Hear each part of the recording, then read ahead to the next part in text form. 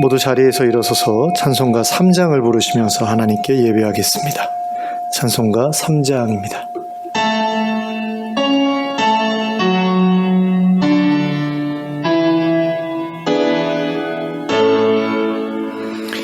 성부 성자와 성령 찬송과 영광 돌려보내세 태초로 지금까지 또 영원 무궁토록 성삼위께 영광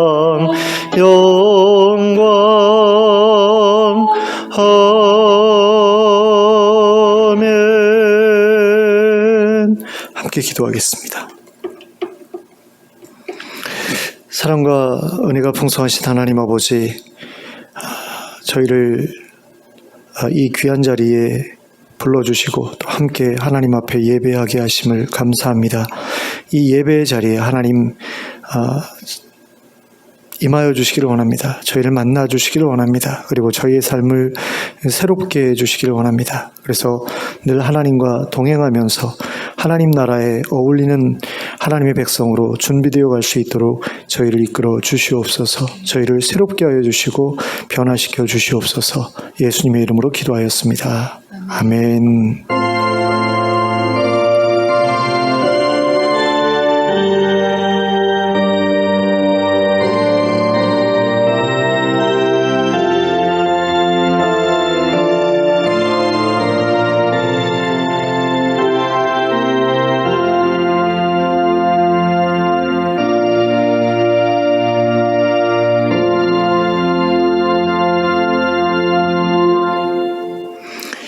찬송가 28장을 함께 찬송하시겠습니다. 찬송가 28장입니다.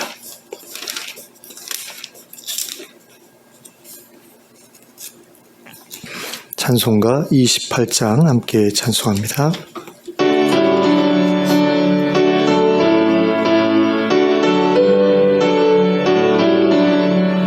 복의 근원 강림하사 찬송하게 하소서. 한량없이 자비하심 증량할 길 없도라.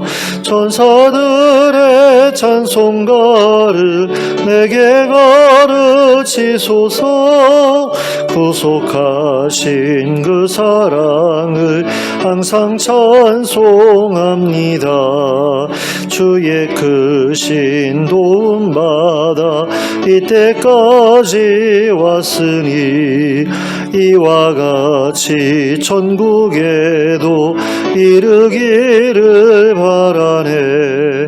하나님의 품을 떠나 죄에 빠진 우리를 예수 구원하시려고 보혈을 여주셨네.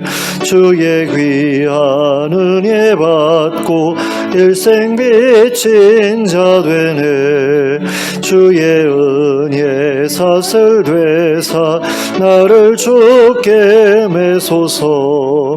우리 마음은 연약하여 범죄하기 쉬우니 하나님이 받으시고 전국인을 치소서.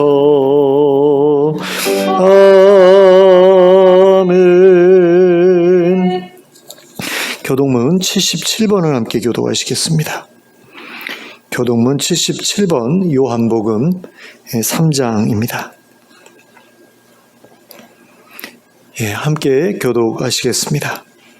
하나님이 세상을 이처럼 사랑하사 독생자를 주셨으니 이는 그를 믿는 자마다 멸망하지 않고 영생을 얻게 하려 하심이라.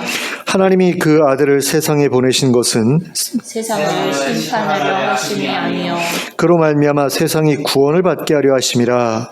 그를 믿는 자는 심판을 받지 아니하는 것이요 믿지 아니하는 자는 하나님의 독생자의 이름을 믿지 아니하므로 벌써 심판을 받은 것이니라. 그 정죄는 이것이니 곧 빛이 세상에 왔으되 사람들이 자기 행위가 악함으로 빛보다 어둠을 더 사랑한 것입니다. 악을 행하는 자마다 빛을 미워하여 빛으로 오지 아니하나니 이는 그 행위가 드러날까 하며 진리를 따르는 자는 빛으로 오나니 이는 그 행위가 하나님 안에서 행한 것임을 나타내려 함이라 하시니라. 아멘. 사도신경으로 우리의 신앙을 고백하겠습니다.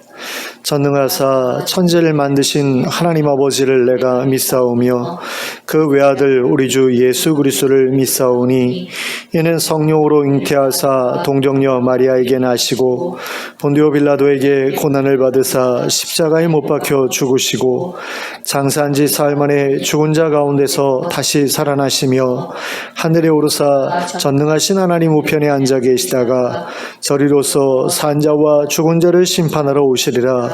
성령을 믿사오며 거룩한 공회와 성도가 서로 교통하는 것과 죄를 사하여 주시는 것과 몸이 다시 사는 것과 영원히 사는 것을 믿사옵나이다. 아멘. 모두 자리에 앉으셔서 찬송가 276장을 부르시면서 하나님께 봉헌 드리겠습니다. 찬송가 276장입니다.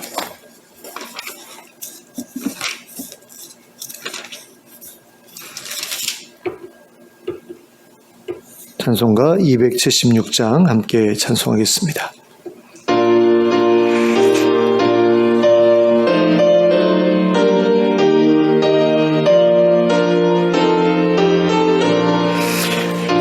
아버지여 이 죄인을 용납하여 주시고 예수님의 이름으로 구원하여 주소서. 아버지를 떠나산 지 벌써 오래되었고 험한 길에 혼한 몸이 이제 돌아옵니다. 전에 하던 헛된 일을 애통하게 여기고 겸손하게 엎드려서 용서하심 빕니다. 은혜 감당 못하오나 회개하는 영혼과 나의 약한 육신까지 감히 드리옵니다. 나의 죄를 사하시려 주님 죽으셨으니 그 공로를 의지하여 주만 의지합니다. 아버지여 용납하사 나를 품어 주시고 주의 사랑 품 안에서 길이 살게 하소서. 아멘. 함께 기도하겠습니다. 사랑과 은혜가 풍성하신 하나님 아버지, 한 주 동안 저희의 삶을 보살펴 주심을 감사합니다. 하나님의 은혜 가운데 저희가 평안함을 누리며 살아왔습니다. 또 그러나 우리 성도님들 가운데 평안하지 못하고 또 힘들고 어려운 일을 만난 분들도 있는지 모르겠습니다. 하나님, 그런 분들 계시면 찾아가 주시고 만나 주시고 위로하여 주시고 또 격려하여 주시고 힘을 주시길 원합니다. 그리고 다시 회복될 수 있도록, 고통에서 벗어날 수 있도록 구원을 베풀어 주시기를 간절히 원합니다. 하나님의 사랑을 늘 경험하며 살 수 있도록 하나님 저희에게 귀한 은혜를 베풀어 주시옵소서.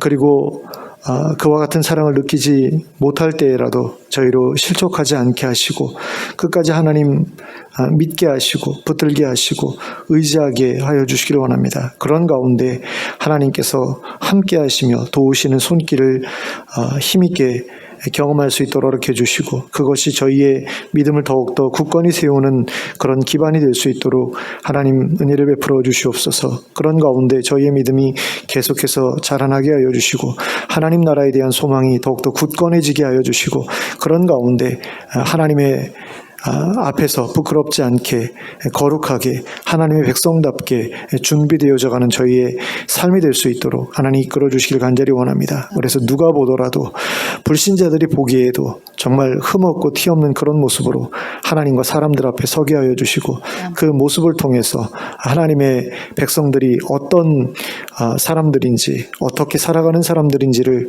모두 앞에 보여줄 수 있는 저희들 되게 하여 주시고 또 하나님 앞에서 그와 같은 삶의 모습을 인정받고 또 칭찬받을 수 있는 저희들 되게 하여 주시옵소서. 그래서 하나님 앞에 섰을 때에 부끄러움 없이 설 수 있게 하여 주시고 하나님 나라에도 합당한 자로 인정을 받고 부끄러움 없이 하나님 나라에 들어가서 또 하나님의 백성답게 다른 이들을 섬기며 돌보는 일을 할 수 있게 하여 주시길 원합니다. 그러기 위해서 이 땅에서 우리가 잘 준비되어야 하는데 먼저 지금부터 섬기고 또 돕는 그런 훈련들을 해야 되는데 하나님 참으로 우리의 마음속에 있는 그 이기심과 욕심과 탐욕이 저희를 그렇게 살아가지 못하도록 할 때가 참으로 많습니다. 하나님 그런 악한 욕망들을 저희가 온전히 내어 쫓을 수 있도록 허락해 주시고 저희 마음속에서 온전히 제해버릴 수 있도록 허락해 주시기를 원합니다. 그리고 정말로 거룩한 그런 삶을 우리의 삶의 아름다운 방향으로 삼아 계속해서 노력하는 그런 인생이 되게 하여 주시길 간절히 원합니다. 그래서 겉으로만 또 입으로만 말하는 그런 모습이 아니라 정말 삶으로 우리의 거룩함을 드러낼 수 있는 그런 인생이 다 될 수 있도록 역사하여 주시고 그것을 통해서 우리가 다른 사람들에게 하나님 나라의 복음이 참됨을 전할 수 있는 저희들 되게 하여 주시옵소서. 입으로만 전도하는 자가 아니라 삶을 통해서 복음을 증거하는 그런 저희가 될 수 있도록 은혜를 베풀어 주시옵소서. 하나님 또 이 교회를 통해서 그와 같은 역사가 힘있게 일어날 수 있게 허락해 주시고 많은 사람들이 이 교회를 통해서 하나님을 알고 하나님께 돌아오고 거룩한 삶의 방향으로 잡는 그런 역사가 계속해서 벌어질 수 있게 해주시길 간절히 원합니다. 또 해외에 나가서 사역하고 계시는 많은 선교사님들과 선교단체들 또 국내에서 사역하는 선교사님들, 선교단체들 기억해 주시고 여러 NGO 단체들도 기억하여 주셔서 그들의 사역을 통해서 그들의 영이 구원을 얻고 또 그들의 육이 구원을 얻는 그런 일들이 계속해서 끊임없이 일어나게 하여 주시옵소서. 그래서 세상에 고통받는 많은 사람들이 하나님께로 돌아오고 또 삶의 소망을 품게 되는 역사가 끊임없이 일어나게 하여 주시길 간절히 원합니다. 특별히 이집트에서 사역하고 계시는 이현약 선교사님 가정과 또 알바니아에서 선교하고 계시는 김재설 선교사님 가정을 기억해 주시고 그분들의 사역 가운데 기름 부어 주시고 많은 사람들이 하나님께로 돌아올 수 있게 해주시고 이미 세워진 교회가 주님의 은혜 가운데 든든하게 서갈 수 있도록 은혜를 베풀어 주시옵소서. 그리고 그들에게 하나님께서 함께하여 주시고 또 지켜주셔서 이슬람권에서 사역하는 가운데 어려움 겪지 않을 수 있도록 하나님 붙들어 주시기를 원합니다. 그래서 그들의 사역이 흔들림 없이 지속되게 하여 주시고 아름다운 열매가 계속해서 풍성히 맺히는 그런 일들이 끊임없이 이어지게 하여 주시옵소서. 또 우리 성도님들 가운데 노환으로 고통받는 분들이 계시고 또 여러 가지 질병으로 고통받는 분들 계십니다. 하나님 한 분 한 분 찾아가 주셔서 치유하여 주시고 회복시켜 주시고 건강을 가지고 살아갈 수 있도록 하나님 앞에 정말 부르심 받는 그날까지 멀쩡하게 걸어다니면서 또 예배하면서 살아갈 수 있도록 은혜를 베풀어 주시고 또 경제적으로 어려움 겪는 성도님들 계시면 그분들의 삶 가운데 필요한 재정을 허락해 주시고 물질적으로 부족함 없는 인생을 살아갈 수 있도록 허락해 주시옵소서. 또 이 나라가 하나님의 은혜 가운데 안전하게 하여 주시고 또 든든히 세워져 가게 하여 주시고 경제적인 어려움이 없는 나라 되게 하여 주시고 특별히 굶어 죽는 사람이나 고독하게 죽어가는 사람이 없는 또 스스로 목숨을 끊는 사람이 없는 그런 나라로 변화되어 갈 수 있도록 주님 은혜를 베풀어 주시고 또 그에 합당한 그런 지도자들을 세워주시되 하나님 우리 믿는 사람들이 이 땅의 지도자의 목을 매지 않게 하여 주시고 정말 예수 그리스도께서 다스리실 그 나라를 소망하게 하시고 우리를 예수님께서 친히 다스리는 그때가 속히 오기를 소망하면서 살아가는 저희 모두가 될 수 있도록 인도하여 주시옵소서. 또 이 예배 가운데 하나님 하늘의 신령한 복으로 저희에게 복 주시고 또 정말 하나님의 놀라운 그런 은혜를 저희 심령 가운데 부어주시고 하나님의 말씀으로 저희를 깨우쳐 주시옵소서. 그리고 저희가 드리는 찬양과 기도와 예물을 기쁘게 받아주시고 또 저희가 드린 예물이 하나님의 뜻대로 온전히 사용될 수 있도록 허락해 주셔서 그 재정들이 아름답게 열매 맺는 것을 저희로 보게 하여 주시고 또 거기에서 보람과 기쁨을 얻을 수 있도록 역사하여 주시옵소서. 하나님 예배의 시종을 하나님께 다시 한번 의탁드립니다. 예수 그리스도의 이름으로 기도드렸습니다. 아멘.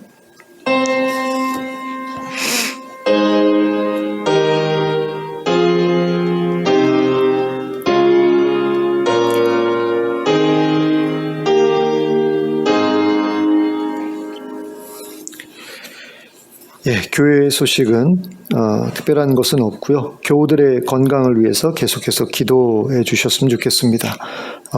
장로님들, 권사님들, 또 집사님들, 성도님들 한 분 한 분 기억해 가면서 여러분들 기도해 주시면 감사하겠습니다. 아마 어떤 분이 어떻게 아픈지 잘 모르는 분들도 계실 텐데요.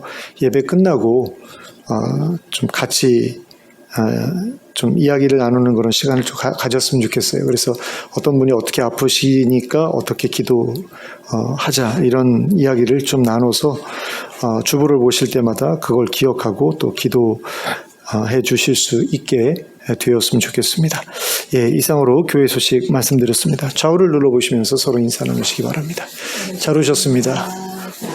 비 오는 날 교회 나오기 싫었을 텐데 이렇게 함께 나와서 대면하여 예배 드릴 수 있게 되어서 참 감사드립니다. 하나님의 말씀 함께 보시겠습니다. 누가복음 23장 39절부터 43절까지의 말씀을 함께 보시도록 하겠습니다. 누가복음 23장 39절부터 43절까지의 말씀입니다. 함께 합독하겠습니다. 시작. 달린 행악자 중 하나는 비방하여 이르되 내가 그리스도가 아니냐 너와 우리를 구원하라 하되 하나는 그 사람을 꼬지져 이르되 내가 동일한 정죄를 받고서도 하나님을 두려워하지 아니하느냐 우리는 우리가 행한 일에 상당한 보응을 받는 것이니 이에 당연하거니와 이 사람이 행한 것은 옳지 않은 것이 없느니라 하고 이르되 주 예수여 당신의 나라에 임하실 때에 나를 기억하소서 하니 예수께서 이르시되 내가 진실로 내게 이르노니 오늘 내가 나와 함께 낙원에 있으리라 하시니라. 아멘. 예수님께서 십자가에 달리셨을 때 그곳에는 예수님 말고도 2명의 사형수가 더 있었습니다. 본문에서는 그들이 행악자였다라고 말하고 있는데요.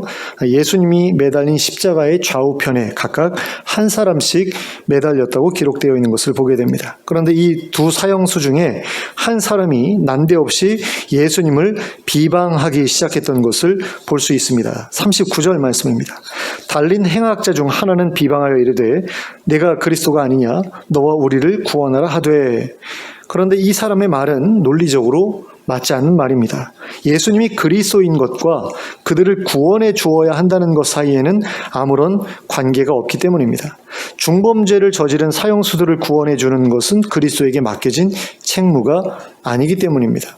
물론 그들을 구원해서 이렇게 천국에 들어갈 수 있도록 해주는 그런 일은 예수님께서 마땅히 하셔야 될 일일 수 있습니다. 그런데 그게 아니라 지금 십자가에 매달려서 죽어가고 있는데 십자가에서 내려가서 멀쩡하게 그 자리에서 벗어나서 새로운 삶을 살아가게 해준다?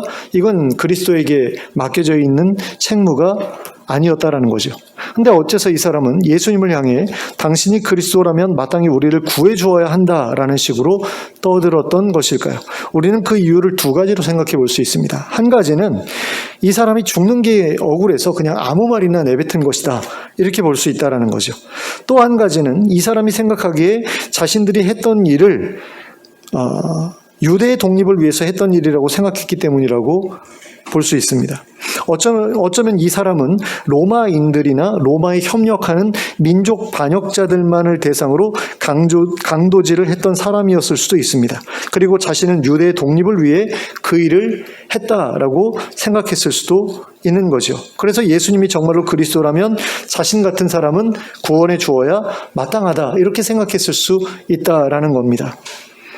그러니까 그리스도는 어떤 사람이에요? 구원자잖아요. 하나님께서 보내주신 구원자, 유대를 정말 힘있게 일으켜 세울 다윗과 같은 그런 영도자, 이런 사람이 그리스도인데 정말로 예수님이 그리스도라면 자기 같은 독립투사는 당연히 구해주어야 되는 거 아닌가, 이런 식으로 생각했을 수 있다라는 겁니다. 그런데 자신이 그리스도인 것처럼 행세했던 예수님이 자기 자신조차도 구원하지 못해서 십자가에 매달려 있는 것을 보니까 화가 났을 수 있는 거죠. 저 사람이 정말로 그리스도였다면, 그래서 로마 사람들을 몰아내고 유대를 독립시켰다면 자기가 지금 이렇게 십자가에 매달려 있을 필요가 없는 거잖아요. 근데 그렇게 하지 못했기 때문에 예수님한테 책임 전가를 하면서 예수님을 원망했던 것이다, 이렇게 볼 수 있다라는 거죠.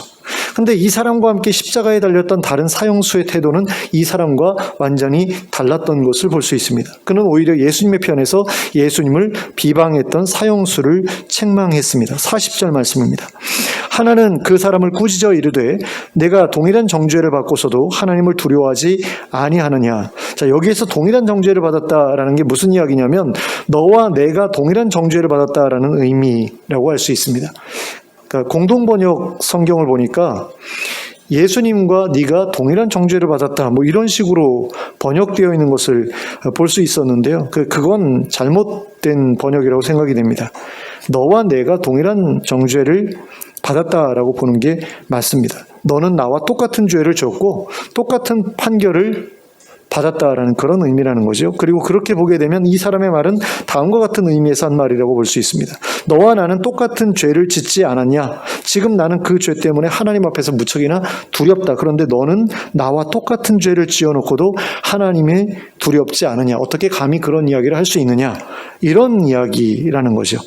그리고 그 다음으로 41절 말씀을 보겠습니다. 우리는 우리가 행한 일에 상당한 보응을 받는 것이니 이에 당연하거니와 이 사람이 행한 것은 옳지 않은 것이 없느니라 하고, 자, 여기서 사용된 우리라는 말과 우리가 행한 일이라는 말을 보면 이 두 사람은 어떤 사건에 대한 공범일 가능성이 큽니다. 그러니까 어떤 조직의 일원으로서 같은 범죄에 계속해서 이렇게 동참했던 그런 관계일 수 있다라는 거죠. 그리고 그런 사건들을 벌였던 일에 대해서 앞에 사형수는 떳떳하다라고 생각하고 있는 반면에 뒤에 사형수는 부끄럽게 생각하고 있다는 것을 알 수 있지요. 그리고 뒤에 사형수가 자신이 저지른 죄에 대해서 사형을 당하는 것이 마땅하다라고 생각하고 있는 것을 보면 이 사람들이 행했던 일은 유대의 독립을 위해 벌였던 일이 아니라 자기의 사리사욕을 위해서 또는 방탕한 삶을 위해서 벌였던 일일 가능성도 없지 않습니다. 하지만 그렇지 않을 가능성도 있습니다. 저는 그게 더 크지 않나라는 그런 생각을 하는데요.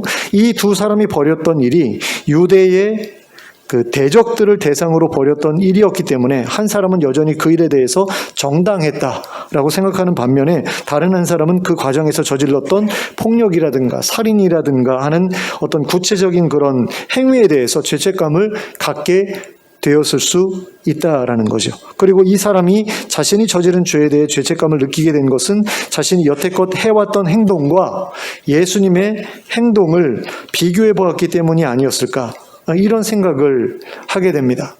그러니까 자기는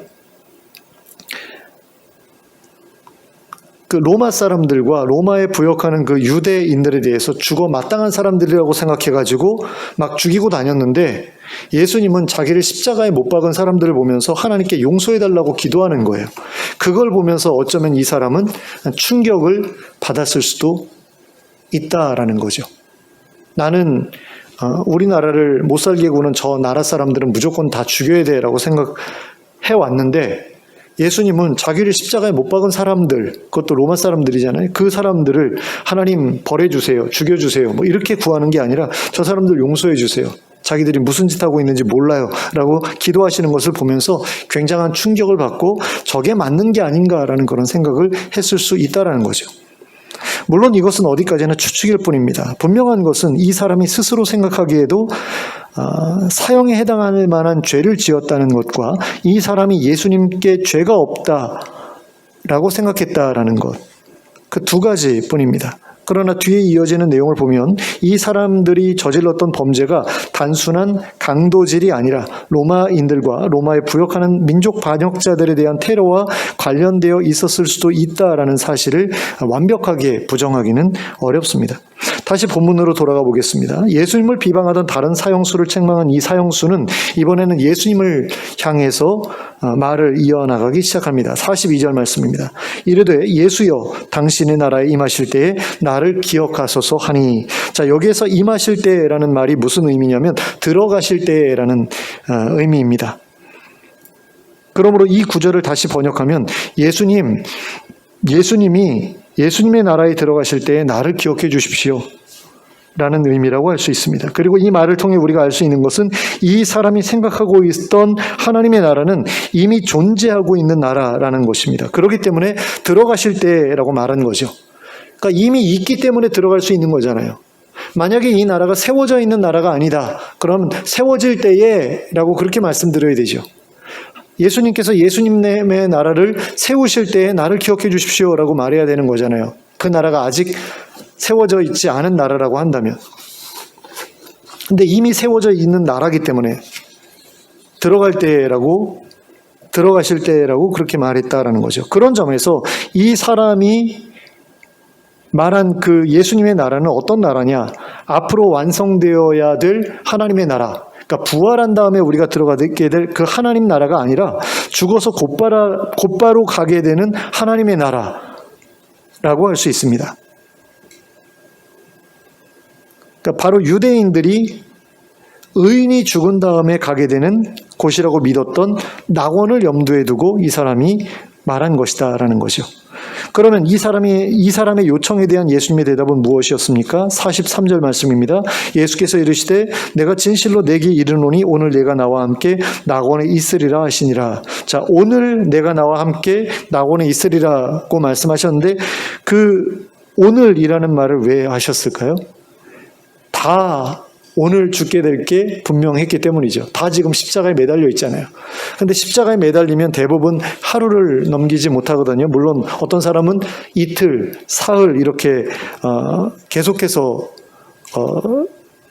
매달려서 죽지 않고 버티는 그런 경우도 있다고 그러는데 대부분은 하루 안에 죽기 마련이고 또 다음 날은 6월절이잖아요. 안식일에다가 6월절이기 때문에 빨리 죽여주세요라고 부탁할 가능성이 있었죠. 실제로 예수님이 돌아가신 다음에 다른 사형수들 일찍 죽으라고 그 사람들의 그 다리뼈를 몽치로 이렇게 부수는 그런 내용이 나오거든요. 그래야지 이렇게 숨을, 원래 그 십자가형이라는 게 이게 탈수로 죽게 되는 그런 부분도 있지만 사실은 그 호흡곤란으로 죽게 되는 어떤 그런 사형 방식이라고 할 수 있는데 그렇게 그 호흡곤란이 올 때마다 이렇게 발로 이렇게 몸을 밀어가지고 이렇게 숨을 들이마셔야 되잖아요. 그걸 못하게 하기 위해서 이렇게 다리를 부수면 숨이 차가지고 결국에 이제 죽게 되는 거죠. 호흡곤란으로.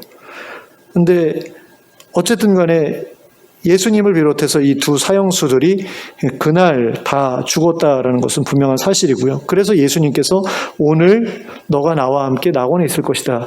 너와 내가 죽어서 함께 낙원에 들어갈 것이다 라고 말씀을 하신 거죠.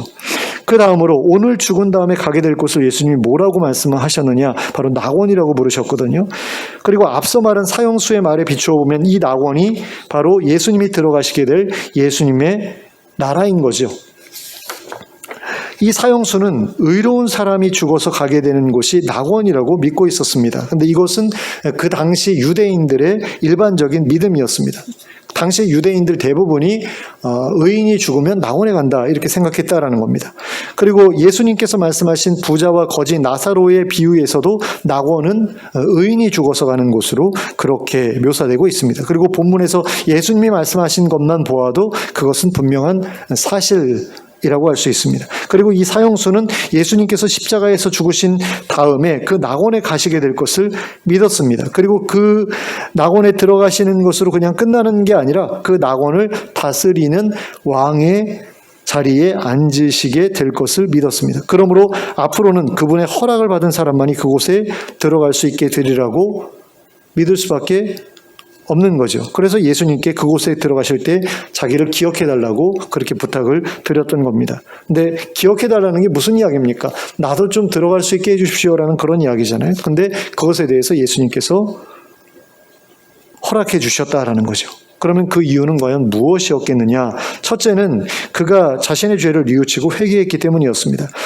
그는 자신의 죄가 사형을 당해 마땅한 죄라고 생각하고 있었습니다. 그리고 실제로 그가 그와 같은 끔찍한 죄를 저질렀을 가능성도 분명히 있습니다. 그리고 그 죄로 인해 하나님께 벌을 받게 될 것을 이 사람은 두려워하고 있었죠. 그러므로 그의 회개는 눈 가리고 아웅하는 시계, 입에 발린 회개가 아니라 진정으로 뉘우치는 회개였습니다. 그리고 그러한 회개를 예수님께서 받아주셨던 거죠. 그래서 그가 낙원에 들어갈 수 있도록 허락을 받게 되었던 것입니다. 둘째는 그가 예수님을 믿었기 때문이라고 할 수 있습니다. 그는 예수님이 하나님께서 보내주신 메시아 그리스도라는 사실을 믿었습니다. 그리고 그분이 다스리실 나라가 낙원이라는 것도 믿었습니다. 그리고 그 나라에 들어가기를 소망했습니다. 그래서 예수님은 그가 그 나라의 백성이 될 자격이 있다라고 판단을 하셨고, 그래서 낙원에 들어가는 것을 허락해 주신 것입니다. 그러니까 하나님의 나라에 누가 들어갈 수 있느냐? 낙원에 누가 들어갈 수 있느냐? 천국에 누가 들어갈 수 있느냐? 그 나라의 왕을 인정하는 사람만이 들어갈 수 있는 거죠. 거기는 왕국이잖아요. 왕이 다스리는 나라잖아요. 근데 그 왕을 인정하지 않으면서, 그 사람이 그 나라의 왕이라는 것을 인정하지 않으면서 어떻게 그 나라에서 그 나라의 백성이 되어서 살 수 있겠어요? 그럴 수가 없죠. 그렇기 때문에 하나님 나라에 들어가려면 하나님을 왕으로 인정해야 되고, 하나님의 아들인 예수님께서 하나님의 대리인으로서 그 나라의 왕이 되신다는 것을 인정해야 된다는 거죠. 그래서 믿어야 구원을 받는다는 게 그런 의미입니다. 예수님이 하나님이 세우실 하나님 나라의 왕이라는 사실을 믿어야만 하나님 나라에 들어갈 수 있다라는 거죠. 그래서 믿음을 요구하는 겁니다. 구원을 얻는데 믿음이 필요하다라고 말씀하는 것이고, 또 구원을 얻는데 회개가 필요하다라고 이야기하는 이유는 뭐냐? 이 땅에서처럼 자기 마음대로 죄 지으면서 살면 그 나라가 엉망이 될 수밖에 없기 때문에, 그 나라에서는 내가 거룩하게 살겠다는 어떤 결단으로서 회개가 요구되는 거죠. 내가 이 땅에서 지금까지 내가 살아오면서 지었던 이 죄된 삶을 중단하고 앞으로는 거룩한 삶을 살겠다는 어떤 그런 결단이 있어야 그 나라에 들어간 이후에 문제될 일을 벌이지 않게 될 것이기 때문에, 그와 같은 결단을 회개로서 요구하는 것이다 라는 겁니다. 그래서 회개와 신앙 고백, 이 두 가지가 하나님 나라에 들어가는데, 낙원에 들어가는데 꼭 필요한 일이었고, 이 사형수가 그것을 했기 때문에 하나님 나라에 들어가는 것을, 낙원에 들어가는 것을 허락받을 수 있었다는 거죠. 근데 우리가 여기서 생각해야 될 것은, 그 회개와 신앙 고백만으로 낙원에 들어갈 수 있도록 허락받은 것은 아니었을 수도 있다라는 겁니다. 제가 왜 이 이야기를 하냐면, 오해하는 분들이 계셔서 그래요. 그 오해가 무슨 오해냐면, 죽기 전까지 아무리 방탕하게 살더라도 죽기 전에만 믿고 회개하면 구원을 받을 수 있다라는 그런 오해입니다. 그래서 죽기 전까지는 아무렇게나 살아도 괜찮다.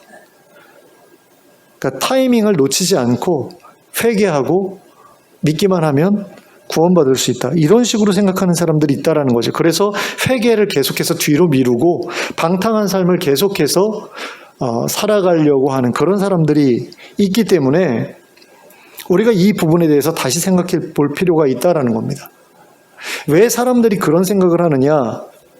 왜 사람들이 믿고 회개하기만 하면 어떻게 살아도 괜찮다라고 생각을 하느냐, 죽기 전에만 회개하면 된다라는 생각을 왜 하느냐라고 했을 때 저는 이 사형수에 대해서 사람들이 생각하는 바가 다 똑같기 때문이 아닌가라는 그런 생각을 합니다. 그 생각이 어떤 생각이냐면 이 사형수는 정말로 나쁜 사람이었을 거다. 이게 방탕한 사람이었을 거다. 온갖 악행을 저지르며 살아온 사람이었을 거다라는 그런 생각이 사람들의 머릿속에 자연스럽게 자리 잡고 있기 때문에 그렇게 살더라도 죽기 전까지만 회개하면 된다라는 그런 생각을 하게 되었던 게 아닌가라는 겁니다. 근데 그렇게 생각하게 되면 이 사람이 정말로 온갖 악행을 저지르며 방탕하게 살았던 사람이라고 그렇게 생각하고 그럼에도 불구하고 마지막 죽기 전에 했던 회개와 믿음 고백만으로, 신앙 고백만으로 구원을 얻을 수 있었다라고 한다면 죽기 전까지 어떻게 살았던 마지막에 예수님을 믿고 회개만 한다면 누구든지 구원을 받을 수 있다라는 논리가 성립될 수 있기 때문인 거죠. 하지만 이러한 논리는 예수님께서 제자들에게 가르쳐 오신 내용과 완전히 상충되는 내용이 아닐 수 없습니다. 그러니까 예수님께서는 제자들을 가르치시면서 열매를 맺는 것이 굉장히 중요한 일이라고 가르치셨거든요. 그러니까 믿음의 증거를 행위의 열매로 보여줄 것을 예수님은 계속해서 제자들에게 요구하셨습니다. 행위의 열매가 없다면 믿음도 없는 것이라고 하셨고요. 또 믿음이 없다면 하나님 나라에 들어갈 수 없게 될 것이라고 말씀을 하셨습니다. 그러니까 그 믿음은 어떤 믿음이냐? 하나님 나라에 들어가기에 합당한 믿음은 어떤 믿음이냐? 행위의 열매를 통해서 증명된 그런 믿음이어야 된다라는 거죠. 그런데 지금 예수님 옆에 매달려 있는 이 사람에게는 열매라고 말할 만한 것이 전혀 없거든요. 죽기 전에 하는 말이기 때문에 거짓으로 말하는 것이 아니라 진심으로 말하고 있다는 것 말고는 열매라고 할 만한 것이 이 사람의 모습에는 보이지 않습니다. 그런데 어떻게 이 사람이 예수님께 구원을 받을 수 있었느냐라고 했을 때 이 사람은 단순하게 회개와 신앙 고백만으로 낙원에 들어가는 것을 허락받았던 것이 아니었다라는 겁니다. 이 사람이 마지막으로 했던 말 속에서 우리는 그가 하나님 나라에 대한 소망을 가지고 살아왔던 사람이라는 사실을 확인할 수 있게 됩니다. 그러니까 지금까지 난 죽어서 낙원에 가야지라는 마음이 전혀 없이 살아온 사람은 아니었을 것이다라는 거죠. 왜요? 지금 죽어가는 그런 시점에서 예수님에게 부탁드렸던 그 말씀이 나를 기억해달라는 거잖아요. 낙원에 들어가실 때 나 좀 기억해 주십시오. 그리고 나도 같이 데리고 가주십시오라는 그런 이야기를 했다라는 것을 보면 이 사람은 하나님 나라에 대한 소망 없이 아무렇게나 막 살았던 사람이 아니었을 것이다라는 겁니다. 이 사람은 폭력과 살인이라는 방법을 통해서라도 유대를 독립시키고 정말 하나님 나라가 세워지는 것을 보기를 원했던 사람이었을 가능성이 크다라는 겁니다. 그리고 예수님과 함께 십자가에 달린 후에야 자신이 지금까지 추구해왔던 방식이 잘못되었다는 것을 깨닫고 회개한 그런 사람이었을 것이다라는 거죠. 그래서 회개와 신앙 고백만으로도 구원 얻는데 별로 문제가 없는 사람이었을 수도 있다라는 겁니다. 이게 무슨 얘기냐면 많은 사람들이 생각했던 것처럼 이 사람이 그렇게 나쁜 사람은 아니었을 수도 있다라는 거죠. 단지 잘못된 그런 방식으로 유대의 독립을 추구해왔던 그런 사람이었을 수 있다라는 겁니다.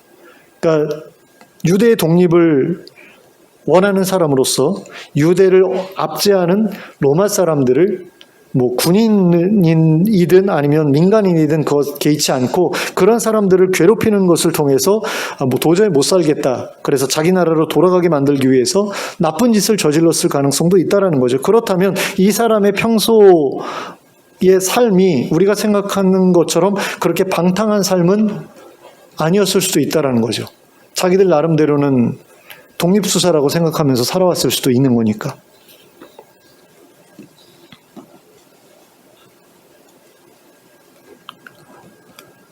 근데 우리가 그 밀양이라는 그런 그 영화에서 그 자기 학원에 다니던 아이를 이제 유괴해서 죽이잖아요. 그 유괴범이.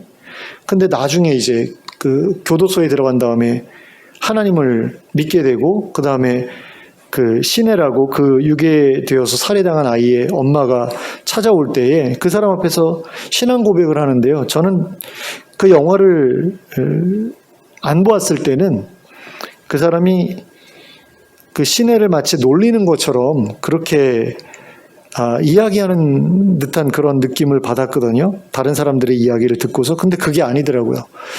그 배우가 너무 잘 그 장면을 표현을 했다라는 생각이 들 정도로 이렇게 와닿았던 게 뭐냐면 이 사람은 정말로 신앙을 갖게 된 사람처럼 느껴졌어요. 그 시내 앞에서 자기의 신앙 고백을 하는데 그 신앙 고백이 굉장히 진실한 그런 신앙 고백처럼 느껴졌거든요.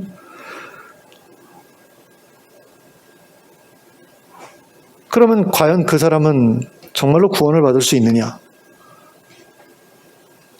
그 피해자의 부모 앞에서 내가 잘못했다라고 이야기도 안 하고 있어요, 이 사람은. 그러니까 하나님께만 회개를 했거든요. 사람한테 회개하지 않고, 피해자한테 회개하지 않고, 용서를 구하지 않고, 하나님께만 용서를 구했거든요. 그러면서도 자기가 구원을 얻은 것처럼 그렇게 이 사람은 생각하는데 과연 그게 맞느냐라는 그런 생각이 들지 않습니까? 이 부분이 굉장히 그 기독교인들과 불신자들 사이에서 어떤 충돌하는 그런 어떤 지점이 되고 있거든요. 근데 기독교인들 가운데 정말로 이렇게 생각하는 사람들이 있다라는 거죠. 그러니까 그 밀양이라는 영화에 나오는 그런 유괴범과 같은 사람도 회개와 신앙 고백만 하면 충분히 구원받을 수 있다. 이런 식으로 생각하는 그런 사람들이 굉장히 많다라는 겁니다. 근데 이러한 논리는 불신자들이 기독교를 공격하는 아주 좋은 먹잇감이 되어 왔습니다. 근데 문제는 무엇이냐? 복음서에 기록되어 있는 예수님의 가르침은 이와 같은 논리를 인정하지 않는다라는 거죠.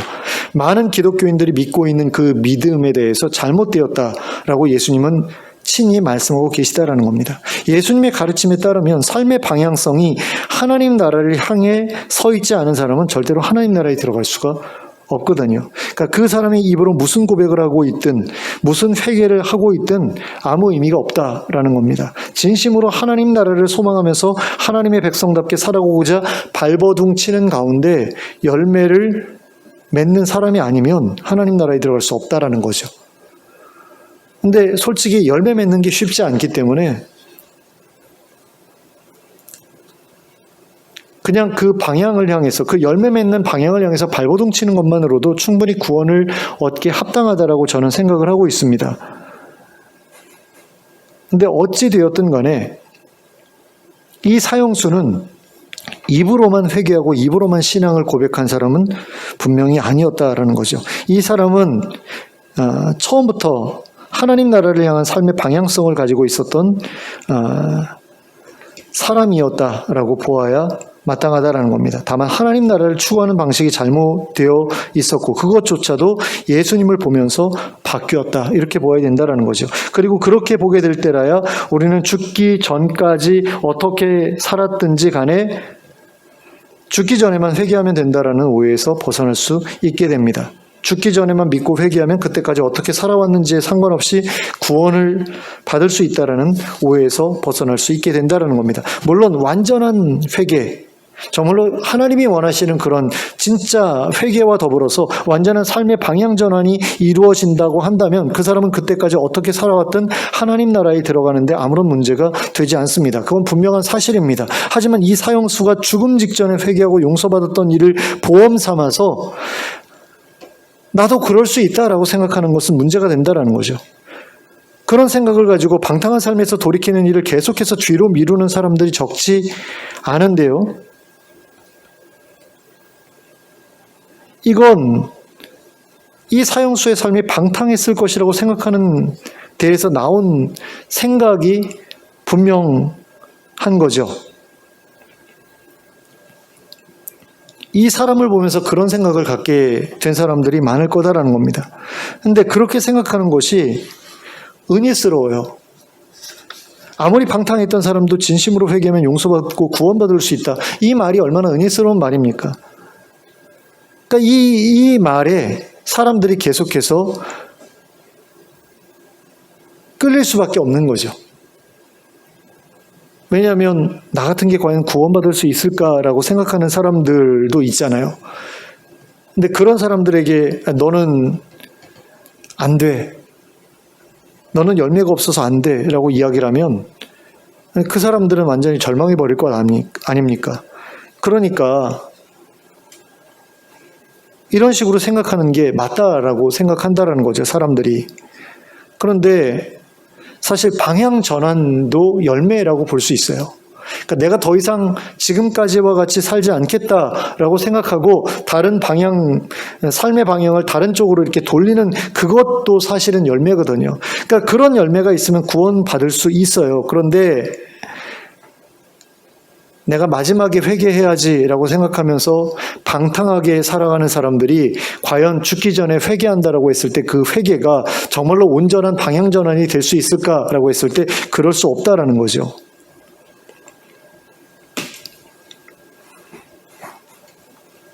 그럴 수 없다라는 겁니다.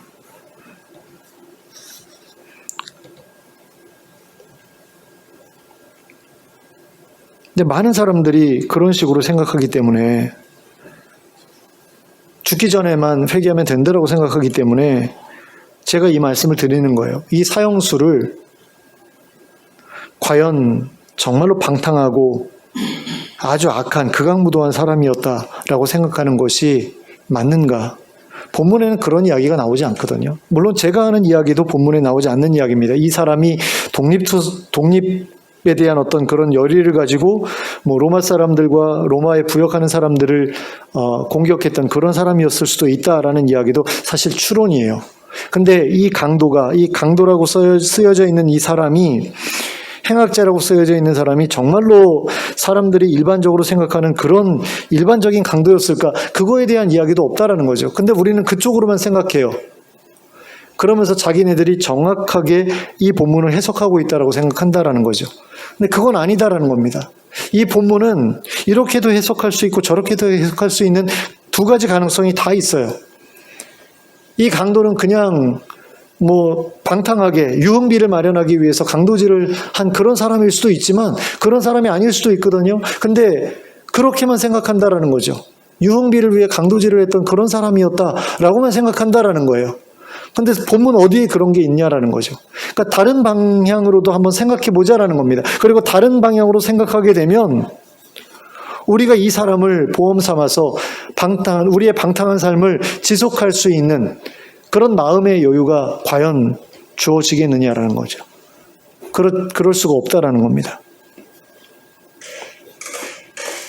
그런 점에서 이 사형수가 과연 어떤 사람이었을까에 대해서 깊이 생각해 보는 여러분들이 되시기 바랍니다. 그리고 자신에게 허락된 생명의 날들을 지금 어떻게 살아가고 있는지에 대해서도 돌아보는 여러분들이 되시기 바랍니다. 하나님의 백성답게 살아가고자 하는 준비를 뒤로 미룬 채 하루하루 죄만 쌓아가며 살아가고 있지는 않은지 한번 스스로를 돌아보셨으면 좋겠습니다. 그리고 인생의 마지막 때에 뒤늦게 회개하는 삶이 아니라 하루라도 젊었을 때에 회개하고 삶의 방향을 돌이키고 그래서 일찍부터 하나님의 백성다운 모습으로 준비되어져가는 저와 여러분이 될 수 있기를 예수 그리스도의 이름으로 축원합니다. 아멘. 함께 기도하겠습니다. 사랑의 하나님 아버지, 많은 사람들이 회개와 신앙 고백만 있으면 구원받기에 충분하다라는 생각을 가지고 또 그것이 죽기 전에만 있더라도 구원받기에 충분하다라는 생각을 가지고 방탕한 삶에서 벗어나기 위해서 힘쓰지 않고 최대한 그것을 뒤로 이어나가려고 하는 그런 모습을 볼 때가 참으로 많습니다. 그리고 그런 모습들 때문에 불신자들로부터 기독교인들이 비난받는 것을 보게 될 때도 적지가 않습니다. 하나님, 우리가 왜 이와 같은 잘못된 생각에 사로잡혔는지를 우리가 돌아볼 수 있기를 원합니다. 특별히 오늘 우리가 함께 읽은 본문에 기록되어 있는 그 사건이 많은 기독교인들에게 굉장히 부정적인 영향을 미쳤다는 것을 우리가 생각해 볼 수 있기를 원합니다. 그리고 과연 이 사람이 우리가 생각하는 것처럼 정말 방탕한 삶을 이어왔던 사람이었을까에 대해서도 고민해 볼 수 있게 되길 원합니다. 그리고 만약에 이 사람이 그렇게 방탕한 사람이 아니라 자기 딴에는 유대의 독립을 위해 노력해 왔던 그런 사람이었다고 한다면, 정말 하나님 나라를 소망해 왔던 사람이었다고 한다면, 우리가 지금까지 가지고 있었던 그 생각이 정말로 잘못된 생각이라고 볼 수밖에 없다라는 것을 우리가 기억하기를 원합니다. 그리고 다시 한번 우리의 믿음을 점검해 볼 수 있기를 원합니다. 정말로 열매가 없어도, 삶의 방향 전환이 없이도 회개만 하면, 그리고 신앙 고백만 하면 하나님 나라에 들어갈 수 있는지, 그렇지 않은지에 대해서 생각해 보게 하시고, 예수님께서 왜 그렇게 행위의 열매를 강조해 오셨는지에 대해서도 우리가 고민해 볼 수 있기를 원합니다. 그리고 우리의 지금의 삶이 하나님 앞에서 구원받기에 합당한 삶인지, 우리가 오늘 세상을 떠나더라도 낙원에 들어갈 수 있는 그런 믿음과 회개와 또 삶의 방향성을 가지고 있는지 돌아보는 저희들 될 수 있기를 간절히 원합니다. 그리고 저의 삶을 하나님 앞에서 돌아보는 가운데 온전한 삶의 방향 전환을 이루고 또 하나님의 백성으로 준비되기 위해서 하루라도 일찍부터 노력해 나가는 저희들 될 수 있도록 인도해 주시길 원합니다. 그래서 하나님께서 우리를 부르셨을 때에 그 앞에서 부끄러움 없이 설 수 있게 해주시고, 또 구원 받을 수 있을까에 대한 그런 염려와 불안감과 그리고 불확실성 속에서 힘들어하며 살아가지 않을 수 있는 저희가 되게 하여 주시옵소서. 정말 구원의 확신을 가지고 하나님 앞에 설 수 있는 저희 모두가 될 수 있도록 저희의 삶을 붙들어 주시고 아름다운 방향으로 이끌어 주시옵소서. 예수님의 이름으로 기도하였습니다. 아멘. 모두 일어서서 찬송가 461장을 함께 찬송하겠습니다. 찬송가 461장입니다.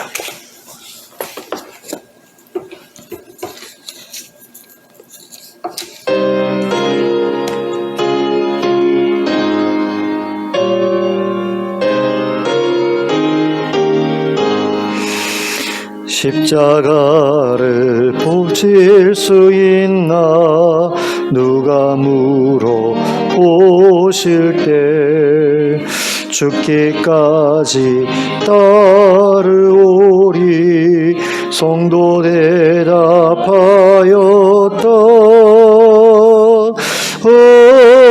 우리의 심령 주의 것이니 주님의 형상 만드소서. 주 인도 따라 살아갈 동안 사랑과 충성 늘 바치오리다. 너는 기억하고 있나 구원받은 강도를 그가 회개하였을 때 낙원 허락받았다.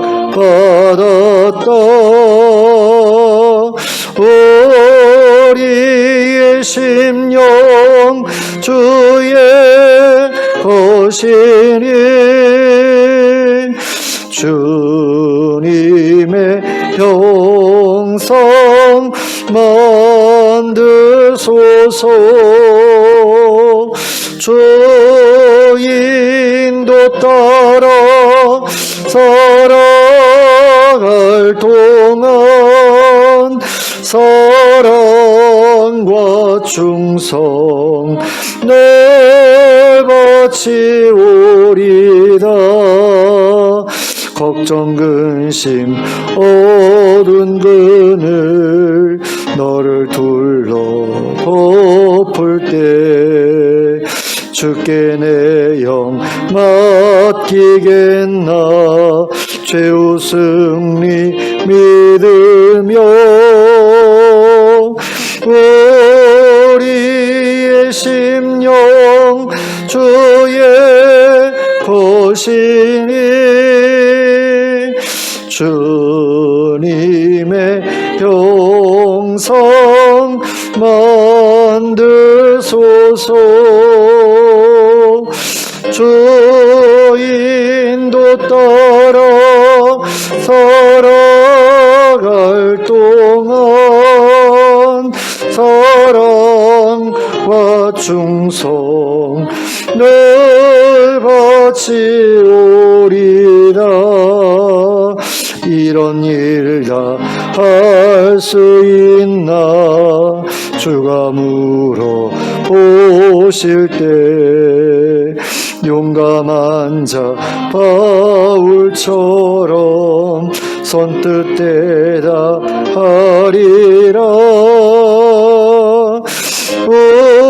우리의 심령 주의 것이니 주님의 형상 만드소서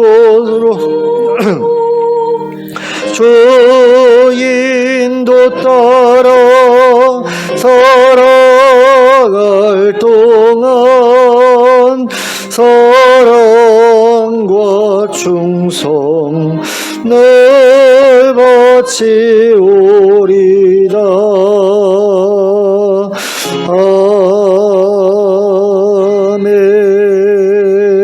아멘.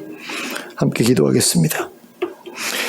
이제는 우리 주 예수 그리스도의 은혜와 하나님 아버지의 극진하신 사랑과 성령님의 감동감화 교통하심이 입에 발린 회개나 입에 발린 신앙 고백이 아니라 진실한 회개와 진실한 신앙 고백 그리고 삶의 온전한 방향 전환과 열매 맺는 그런 삶의 노력들을 통해 하나님 나라의 합당한 자로 준비되어져 가기를 결단하고 돌아가는 주의 백성들 머리 위에 지금부터 영원토록 함께 하실지어다. 아멘.